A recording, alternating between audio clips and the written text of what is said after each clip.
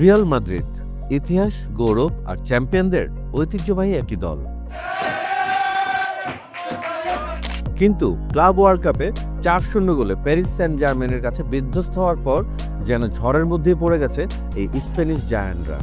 Manager হিসেবে দায়িত্ব নেওয়ার শুরুতেই জাভি আলোনসোর কোচিং ক্যারিয়ারের সবচেয়ে বড় ধাক্কা, যেটা তাকে এখনই নিতে বাধ্য করছে কিছু সাহসী সিদ্ধান্ত।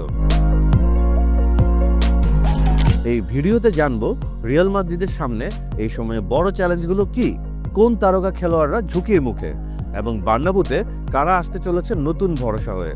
এছাড়াও থাকছে ভিনিসিয়াস জুনিয়রের নতুন চুক্তি নিয়ে এক্সক্লুসিভ আপডেট। এর সঙ্গে কে হতে পারে দলটির নতুন টনি ক্রুস, রক্ষণভাগের দুর্বলতা নিয়ে কি ভাবছে দলটি। আসুন এগুলো নিয়েই আলোচনা করি। প্রায় নিষ্ফলা একটা মৌসুম কাটানোর পরে ভক্তদের দুশ্চিন্তা এখন রিয়াল মাদ্রিদের 3টা চ্যালেঞ্জ নিয়ে। এর মাঝে দলটির সামনে এখন সবচেয়ে বড় চ্যালেঞ্জ স্কোয়াডে ভারসাম্য ফিরিয়ে আনা। এই মুহূর্তে মিডফিল্ড, রক্ষণভাগ আর অ্যাটাকিং থার্ড 3 জায়গাতেই স্পষ্ট রয়ে গেছে ঘাটতি। দ্বিতীয়ত, চোট আর অনিশ্চয়তায় জর্জরিত রক্ষণভাগ, কে হাল ধরবে এই রক্ষণভাগের। এবং তৃতীয়ত, দলটির তারকা খেলোয়াড়দের পারফরমেন্স নিয়ে হতাশার ছোঁয়া ভক্তদের মাঝে, যেমনটা দেখা যাচ্ছে ভিনিসিয়াস বা রদ্রিগোর ক্ষেত্রেও। ভক্তদের মনে এখন রিয়াল মাদ্রিদের তারকা খেলোয়াড় রদ্রিগোকে নিয়েও রয়েছে ধোঁয়াশা, এতটাই বেশি যে অনেকে ভাবছে তার বিদায় ঘণ্টা বাজবে না তো। হ্যাঁ, রদ্রিগো, যিনি একসময় চ্যাম্পিয়ন্স লিগে রিয়াল মাদ্রিদের অন্যতম ভরসা ছিলেন, ক্লাব ওয়ার্ল্ড কাপে তাকে প্রায় পুরো সময় বেঞ্চে বসিয়ে রাখা হয়েছে। ফুটবল বিশ্লেষকরা বলছেন জাভি আলোনসোর ভবিষ্যৎ পরিকল্পনায় হয়তোবা জায়গা হারাতে চলেছেন রদ্রিগো।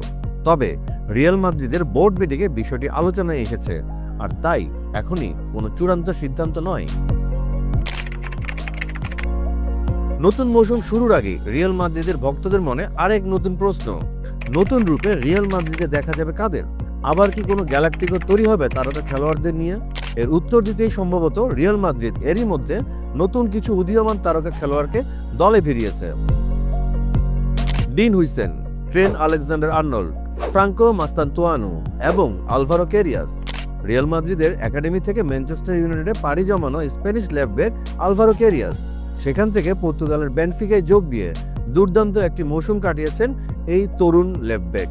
তবে দলে ফেরান গার্সিয়া থাকলেও কোচ আলোনসো চান আরও নির্ভরযোগ্য একজন সাইড ব্যাক, তাই ক্যারিয়াস হতে পারেন লেফট উইংয়ে রিয়াল মাদ্রিদের নতুন ভরসা। চিরপ্রতিদ্বন্দ্বী বার্সেলোনা যখন ভাসছে গোল মহোৎসবে, তখন গেল মৌসুমে রিয়াল মাদ্রিদের দুশ্চিন্তা ছিল তাদের আক্রমণ ভাগ। আর তাই ভক্তদের মনে প্রশ্ন, নতুন মৌসুমে কে থাকবে রিয়াল মাদ্রিদের আক্রমণ ভাগের ফিনিশার হিসেবে? এনরিক নাকি গঞ্জালো গার্সিয়া? কার উপর ভরসা রাখবে রিয়াল মাদ্রিদ?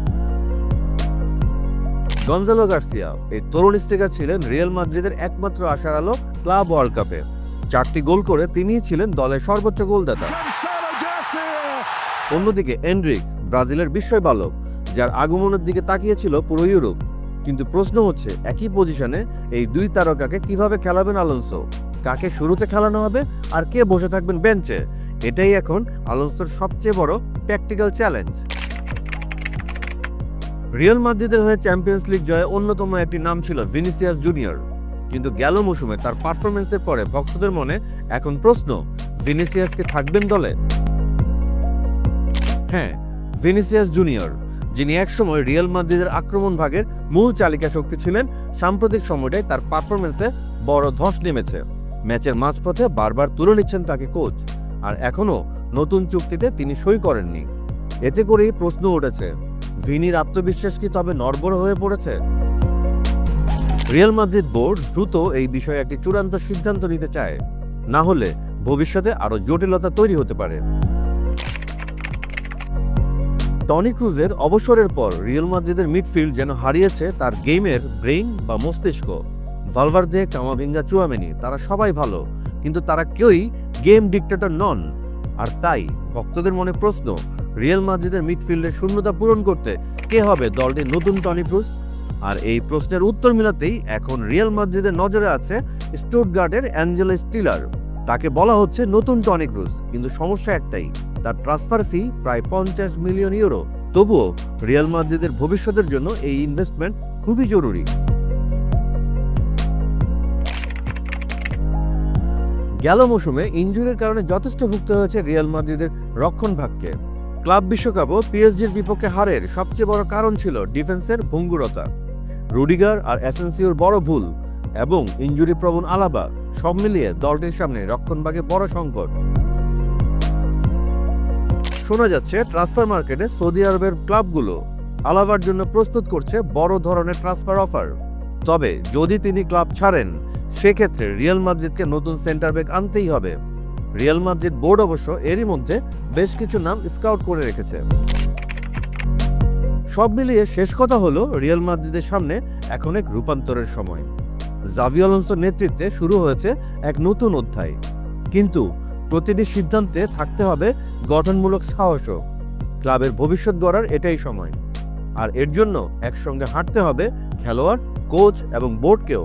আর তাই রিয়াল মাদ্রিদ ভক্তদের জন্য এই ট্রান্সফার উইন্ডো হতে চলেছে চরম উত্তেজনার এক মৌসুম, যেখানে থাকতে পারে নতুন চুক্তি, নতুন মুখ এবং নতুন স্বপ্ন। আপনিও যদি চান সবচেয়ে দ্রুত রিয়াল মাদ্রিদের ট্রান্সফার আপডেট, বিশ্লেষণ আর ইনসাইড নিউজ পেতে, তাহলে ভিডিওটি লাইক করুন, কমেন্টে জানান আপনার মতামত আর সাবস্ক্রাইব করুন বাংলা ফ্লো। ফেসবুক, ইনস্টাগ্রাম আর টিকটকেও যুক্ত থাকুন আমাদের সঙ্গে।